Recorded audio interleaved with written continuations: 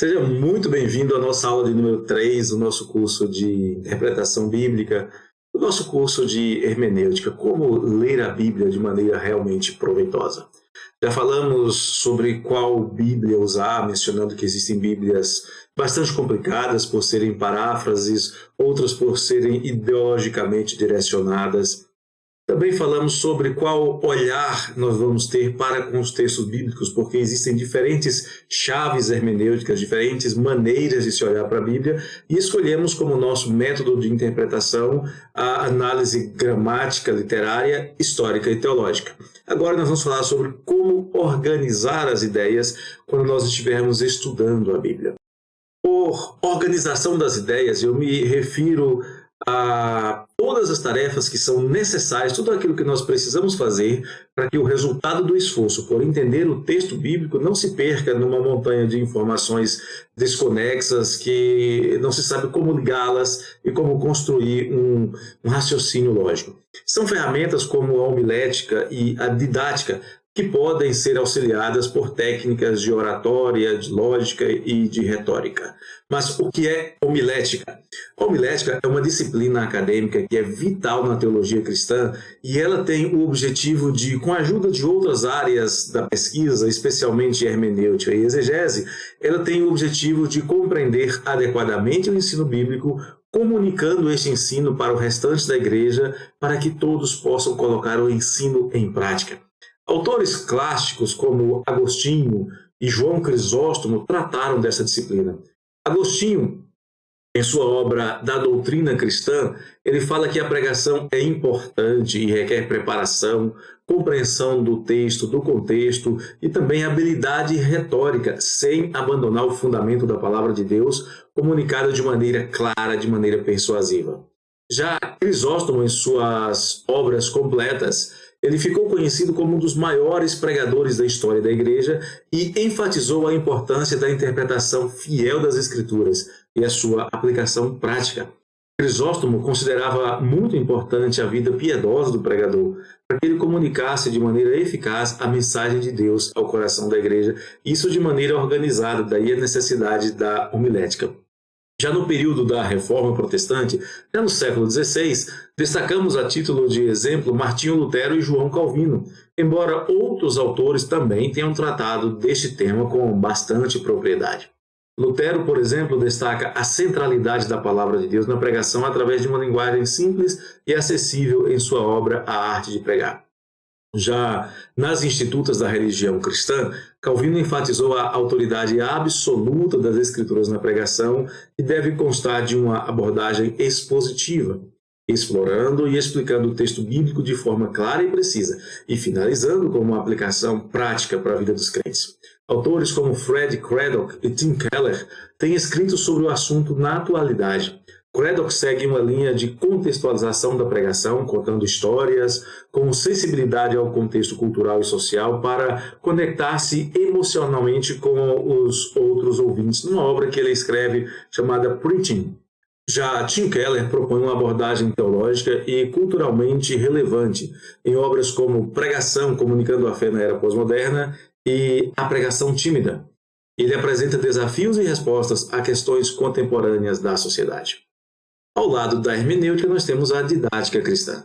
A didática cristã se dedica ao estudo e à prática do ensino da fé cristã com métodos e abordagens eficazes para transmitir os ensinamentos das Escrituras, para transmitir os princípios da vida cristã de maneira compreensível e transformadora. Na Antiguidade Cristã, Orígenes escreveu obras em que tratam da didática cristã, entre elas Contra Celso. Também comentários sobre Mateus, enfatizando a importância do ensino cristão como um processo de crescimento espiritual, com uma abordagem pedagógica clara, orientada, organizada, que se adapte às necessidades individuais dos alunos. Crisóstomo, nosso conhecido, escreveu homílias e comentários bíblicos, nos quais considera a necessidade de uma abordagem didática para edificar e ensinar de maneira prática a fé cristã. Lutero valorizou o ensino da fé como uma responsabilidade central da Igreja. Escreveu obras como o Catecismo Maior e como o Grande Catecismo e desenvolveu materiais educacionais para instruir os cristãos nas doutrinas fundamentais da fé cristã. Tudo isso com uma abordagem clara, simples e aplicativa dos ensinos bíblicos. Já João Calvino enfatizou a importância do ensino sistemático das doutrinas bíblicas em sua obra magna As Institutas da Religião Cristã. John Westerhoff III explorou abordagens contemporâneas para o ensino da fé cristã com uma educação religiosa relevante e significativa para cada geração. Já Karl Barth, lá no século XX, em sua obra Dogmática Eclesiástica, enfatizou a importância do ensino da doutrina cristã como uma expressão viva da fé da comunidade cristã, com uma abordagem didática das Escrituras voltada aos desafios da modernidade. Isso vai influenciar enormemente as suas conclusões a respeito dos textos bíblicos. Nós precisamos entender que ensinar exige método. Calvino tinha método, Lutero tinha método, Crisóstomo tinha método. Todos os ensinadores têm algum método de ensino.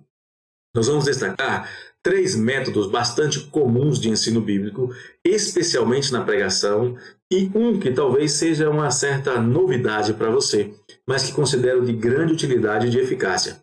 Pregação é, além de um processo de capacitação do Espírito Santo, é resultado de trabalho, de aprendizado, mas também é uma arte. Você precisa organizar o que você aprendeu estudando no seu trabalho de estudo, você precisa organizar bem organizado. Observe-se que nenhum método é válido se não preencher um requisito fundamental: o ensino com fidelidade, sem forçar nem adulterar o sentido dos textos bíblicos orientado pelo Espírito Santo. O primeiro método é o método da alegoria. Embora não tenha surgido em Alexandria, foi em Alexandria que o método se desenvolveu dentro da igreja cristã. A alegoria consiste em atribuir um significado supranatural e superespiritual ao texto. Sabemos que todo o texto da Bíblia tem um objetivo prático e espiritual. E para que esses objetivos sejam alcançados, o autor bíblico vai expressar a sua vontade, os seus pensamentos, os seus sentimentos, as suas razões e até ordens por meio de palavras concretas que ele escolheu, julgando-as serem as mais adequadas. Já o alegorista, ele ignora esse sentido concreto e esforça-se por colocar no texto o que não está nele, apenas porque tem o desejo de ensinar determinada doutrina. E isso não é explicar o texto, é forçá-lo a falar alguma coisa. É uma violência contra o texto. Geralmente quem faz isso tem algo que quer dizer, algo que já está pronto, e apenas procura um texto para embasar o seu argumento na tentativa de provar o que diz. É muito comum entre as comunidades que desprezam a intenção do autor bíblico, favorecendo então as chamadas visões particulares, as revelações extra-bíblicas de seus líderes. A verdade é que a alegoria não busca o seu ensino do texto. O ensino alegórico não parte do texto. Por não ter uma intenção deliberada de interpretar o texto, a alegoria, na prática, não pode ser considerada um método hermenêutico, mas uma abordagem literária que busca identificar símbolos e figuras ocultos nos textos bíblicos. Tudo isso devido à premissa filosófica de que a Bíblia possui um significado literal, que pode ser compreendido pela análise gramatical, mas com um valor menor e, na visão dos alegoristas, um valor até desprezível. E que o que tem valor real é o sentido mais profundo, mais espiritual, um valor geralmente inacessível à maioria dos leitores, segundo os alegoristas.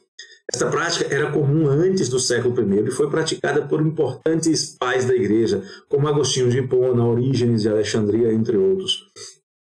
Esta abordagem parte de 2 princípios básicos. O princípio bíblico de que a Bíblia é a palavra de Deus, é uma obra divinamente inspirada e por isso ela é superior a qualquer obra humana, e um princípio religioso-filosófico, uma pressuposição de que ela possui vários níveis de significado que podem ser interpretados como representações de verdades figuradas, que podem ser descobertas pela meditação, pela reflexão, pela comparação com outros textos bíblicos, pela comparação com a tradição da igreja e até com ideias, insights pessoais. A alegoria comete alguns equívocos graves. O primeiro, desprezar a intenção real do autor do texto, que certamente refletiu antes de compor um salmo, e ao compor o salmo ele trabalhou com métrica, com harmonia, com outras características de uma composição poética. Ele despreza a intenção do autor de escrever uma orientação para solucionar um problema.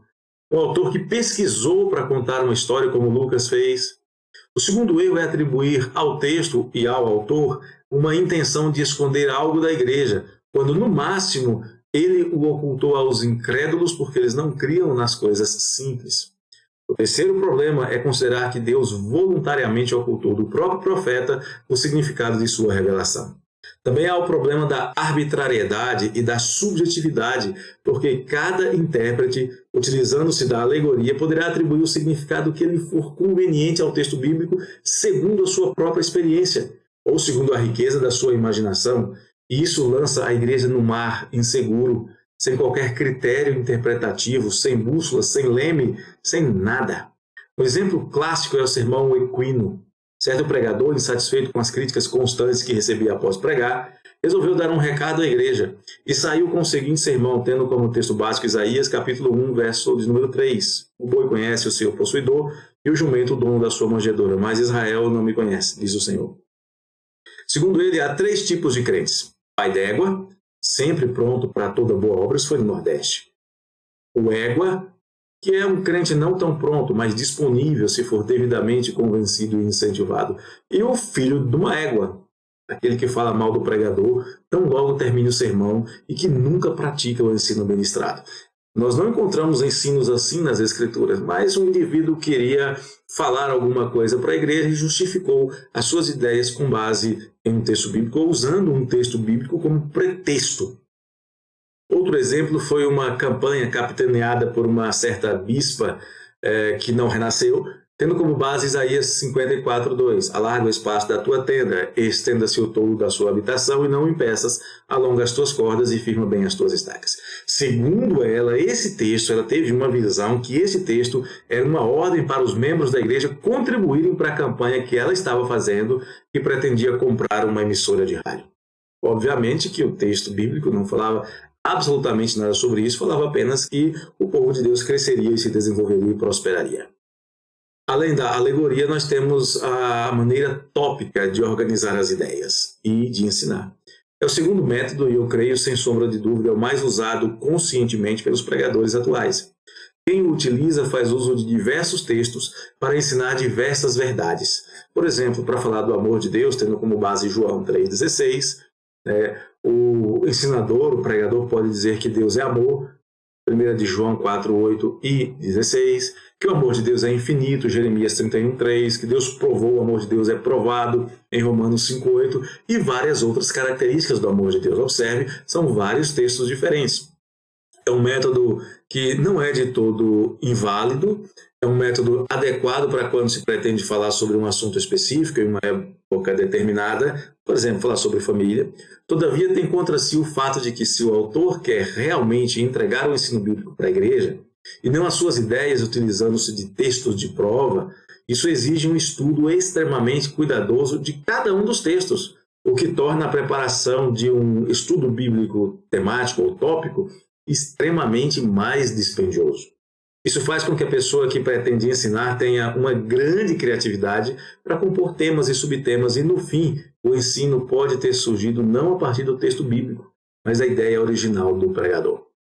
Ao fim de um certo tempo, pode ocorrer um esgotamento criativo e mental, problema que pode ser facilmente resolvido de 2 maneiras. Mudando o público-alvo do seu ensino, como me confidenciou certo pastor que estava mudando de campo, apesar de o seu trabalho estar sendo frutífero, porque, segundo ele, lhe faltava assunto, já não tinha mais o que ensinar à igreja, acabaram-se as ideias. Ou então recorrer a numerosos livros de autoajuda homilética ou aos cursos que tem por aí abundantemente na internet, com 5.000, 6.000, 7.000 sermões poderosos, os famosos livros de esboços de sermões prontos, tudo isso é muito fácil de ser encontrado, só que são muletas que não vão ajudar o pregador a ser um estudioso da palavra de Deus. Ou ainda, já existe o uso da inteligência artificial para compor sermões e mensagens.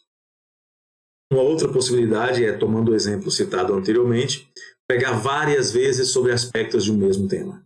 Ao invés de um estudo, teríamos 4 mensagens tratando do infinito amor de Deus, que é doado, provado, que é eficiente e etc. O problema é que, ao adotar o estilo temático ou tópico, o entendimento incorreto de apenas uma das passagens utilizadas pode acabar com todo o estudo. Aconteceu certa vez de um pregador de uma agência de jovens missionários partiu do pressuposto que os nossos pecados fazem separação entre nós e Deus. E como os nossos pecados foram lançados sobre Jesus, quando esse estava na cruz do Calvário, ele também ficou separado de Deus, de modo que naquele momento em que ele clamou, Deus meu, por que me desamparaste?, a Trindade teria deixado de ser Trindade. Note que um entendimento equivocado de um texto bíblico produziu um silogismo, produziu um resultado herético. Uma terceira maneira é explicar o texto. É comumente conhecido como método expositivo ou método textual. Oportunamente, os métodos expositivo e textual serão separados, mas a princípio nós podemos afirmar que eles consistem em explicar uma determinada passagem das Escrituras, seja ela maior ou menor, com maior ou menor profundidade exegética, mas concentrando o ensino no que o texto pretende dizer. É o texto quem fala. Podemos e devemos buscar auxílio em outros textos, mas a base do ensino tem que estar no nosso texto original. É isto o que nós vamos ver mais detalhadamente à frente. No sermão textual, o tema é extraído do próprio texto, e as divisões principais também são originadas do texto e são usadas como uma linha de sugestão, ou seja, indicam a tendência do pensamento a ser seguido na mensagem, permitindo ao pregador extrair as subdivisões ou as ideias de qualquer parte das Escrituras. A expressão-chave para uma mensagem textual é ideia exegética.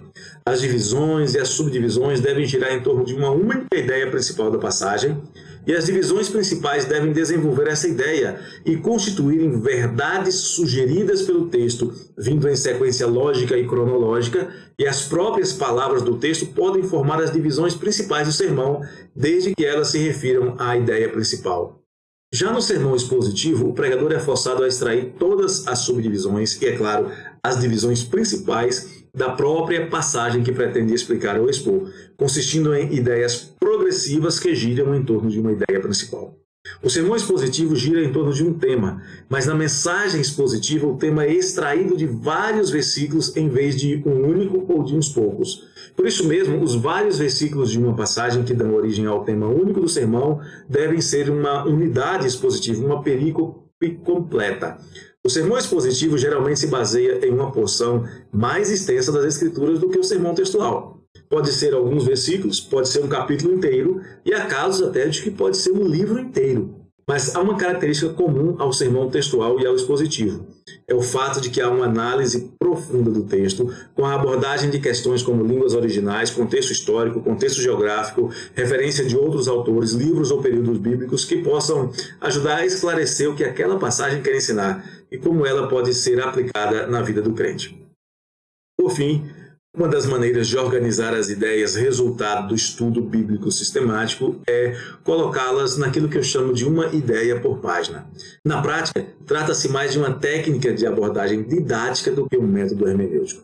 Pode ser aplicado a qualquer uma das abordagens, embora quem se utilize da alegoria raramente escreva integralmente o que pretende dizer, pois precisa ficar livre para insights imediatos antes, durante a pregação, diferente de pregadores temáticos e textuais expositivos que costumam escrever, redigir os seus estudos. Neste método didático, o estudante teológico procura organizar, procura resumir, com exceção da introdução e da contextualização, que podem até ser um pouco maiores, procura resumir em aproximadamente uma página de texto com fonte 12 ou 13, espaço 1,5, e nesta página explanar o conteúdo de uma das suas divisões para os ouvintes. Nada além disso. O objetivo desse método é favorecer a organização de ideias, ajudar a memorização, tanto por parte de quem fala, que sabe que o que está dizendo está em determinada página, como também de quem ouve, porque as divisões da mensagem, ou seja, os seus temas e as subdivisões ficam claras em sua mente, e o tempo de ensino também pode ser adequadamente controlado. Cada divisão costuma ter mais ou menos a mesma duração, mantendo assim um equilíbrio da mensagem. Outro benefício importantíssimo é a concisão, pois o estudante é obrigado a utilizar-se somente do que realmente é necessário em determinada ocasião, descartando ou guardando para uso em outras ocasiões mais apropriadas, com ênfases diferentes, todas as suas descobertas do texto, todas as suas descobertas hermenêuticas.